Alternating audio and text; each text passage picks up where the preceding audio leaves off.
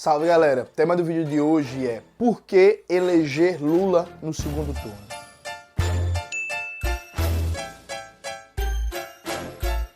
Antes de começar propriamente o tema do vídeo do canal, quero muito agradecer a você que ajuda a manter e melhorar nosso canal a partir do Apoia-se. Seu apoio é fundamental para a gente continuar esse trabalho. Note, a gente tá, no decorrer do segundo turno da eleição presidencial. Essa eleição é uma eleição muito grave, é uma eleição fundamental na história brasileira. Não tanto pelo que a gente pode ganhar, muito mais pelo que a gente pode perder. Vamos lá. Acho que a primeira coisa, um diagnóstico bem realista, gente. O Brasil é hoje um país à deriva. O Brasil é uma nação em destruição. A gente está voltando a ter doenças que foram erradicadas há 20, 30 anos. Programas, políticas públicas que davam certo não funcionam mais, como a política de vacinação do Brasil, que por anos foi referência. A gente tem problemas crônicos que se avolumam cada vez mais.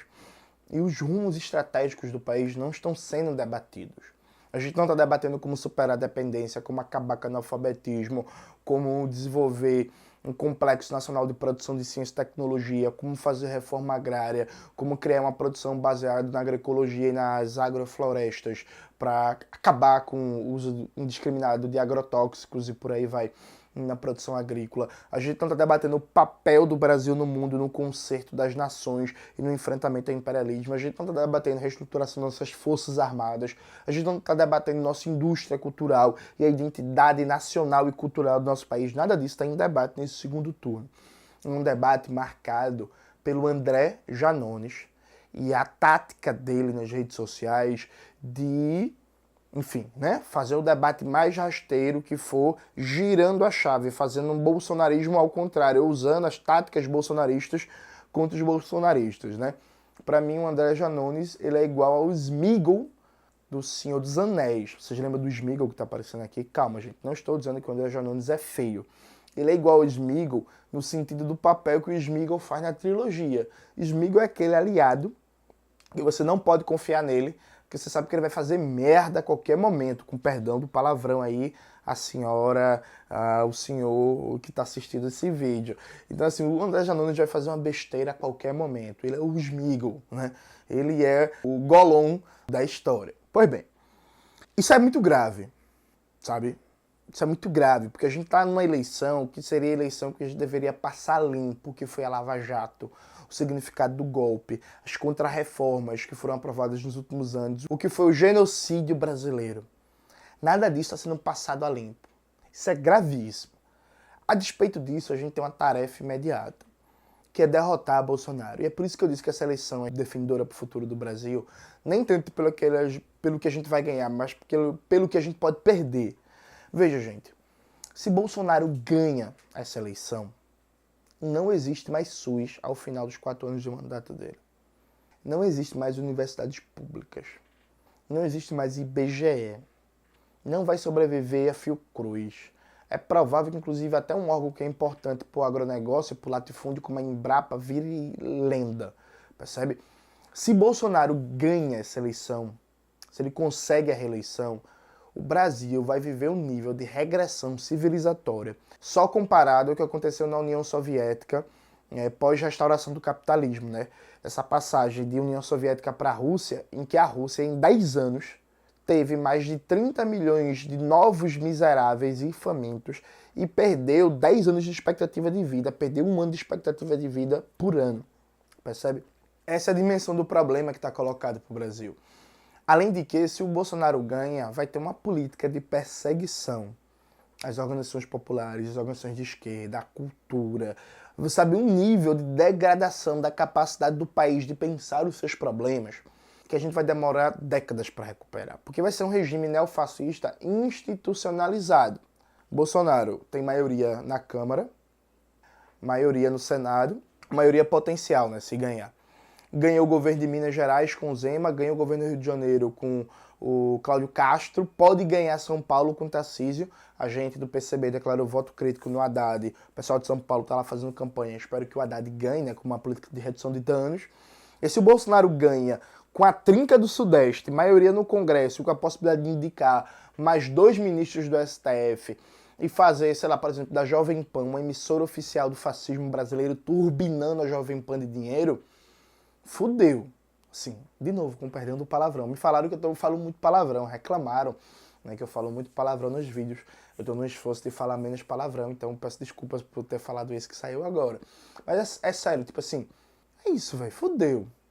A gente vai passar anos pra tentar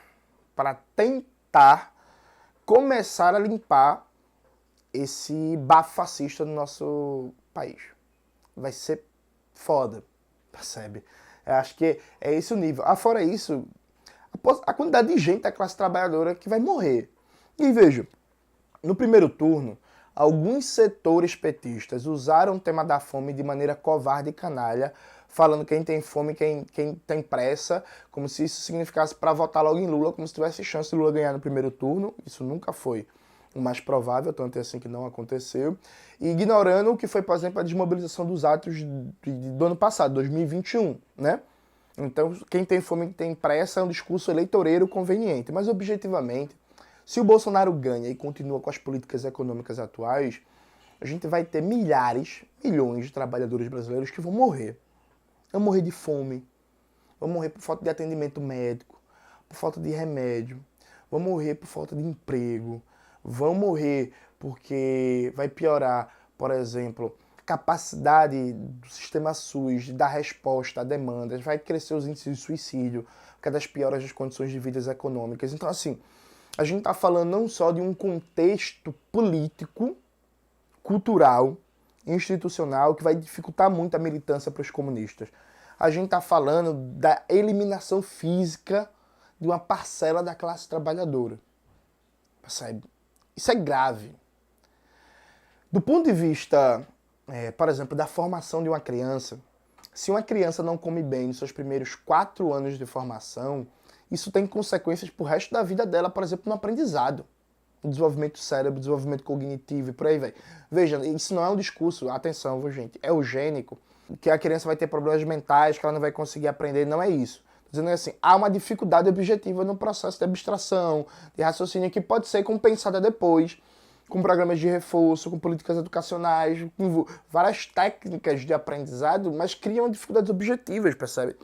Então, continuar como se fosse nada o quadro de fome atual significa matar milhares de pessoas hoje e condenar uma geração gigantesca de filhos e filhas da classe trabalhadora a zero oportunidades educacionais, por exemplo. Então veja, tem muita gente questionando, diz, o PCB criticou tanto o PT, Lula agora está puxando o voto. Sim, estamos puxando o voto para Lula. Estamos nas ruas, estamos fazendo campanha para Lula no segundo turno. Lembra que eu lancei um vídeo no primeiro turno, voto útil, debatendo a diferença do voto no primeiro turno e o voto no segundo turno. O voto no primeiro turno é um voto de afirmação de projeto. É um voto que você vai fortalecer aquele projeto político que você quer ver crescer na sociedade. A gente fez muito certo em lançar candidatura própria do PCB, porque é uma candidatura que politizou o debate, que puxou o debate à esquerda, que fez o debate programático sobre o futuro do país na perspectiva da classe trabalhadora, na perspectiva do socialismo. No segundo turno, agora é a redução de danos. É o voto para derrotar Bolsonaro. Veja, eu tenho vários problemas com a campanha de Lula. Tenho vários problemas com as escolhas táticas da campanha de Lula. Mas tudo isso para mim é secundário. O central agora é fazer campanha para Lula. Votar no Lula para derrotar Bolsonaro. Claro, nós somos comunistas. A gente vai fazer uma campanha diferente. A gente não vai estar elogiando ProUni. A gente não vai estar elogiando a relação do Lula com o agronegócio.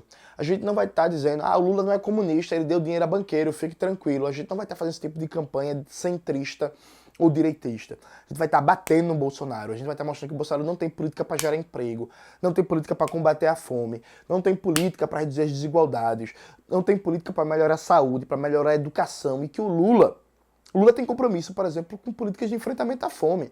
São limitadas. Lá em São Paulo, o Gabriel Colombo fez um debate sensacional tematizando a questão da fome. A gente tem várias críticas à política do PT de combate à fome, mas existe uma política. Entende? E dizer muito claro para a população, existe uma política petista de combate à fome. Nós, comunistas, nesse segundo turno, a gente vai dizer claramente para a população, ó, a gente entende os limites, os problemas, a gente entende se você não gostar do PT, se você não gostar do Lula e tal, mas vote contra Bolsonaro.